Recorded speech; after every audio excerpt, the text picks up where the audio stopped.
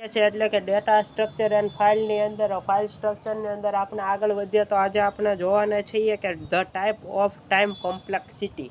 Time complexity એના type શું છે, આ બધા જ વિશે આપણે આજે ડિટેલની અંદર આપણે અભ્યાસ કરવાના છીએ. તો તમે અંત સુધી જોડાયેલા રહીજો.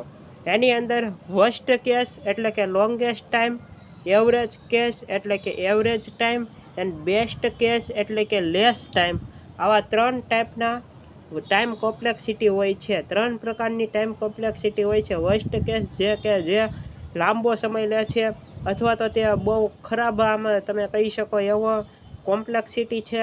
પછી એવરેજ કેસ કે જે એવરેજ ટાઈમ લે છે, એવરેજ ટાઈમની અંદર આપણો જે કામ છે તે કરીને દે છે, આ એવરેજ કેસ હોય છે, એવરેજ સમય લે છે. અને બેસ્ટ કેસ એટલે કે લેસ ટાઈમ એટલે કે હાવ ઓછો સમય લે છે. અને બેસ્ટ કેસ તેના તરીકે આપણે તેને ઓળખીએ છીએ. અને આ સૌથી સારો કેસ હોય છે આપણા પ્રોગ્રામ માટે. બિગ ઓ નોટેશન એ બધું આની અંદર જ હોય છે. તો આપણે હવે આજે જોવાના છીએ એરે. એરે એ છે શું?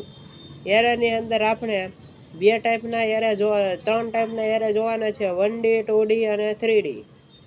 અત્યારે તો આપણે ટાઈમ કોમ્પ્લેક્સિટીનો આ એક જ વિડીયો બનાવવાનો છે. આપણે આયા રાખીએ, પછી આપણે આગળ વધશું આ એરેની અંદર આગલા વિડીયોથી.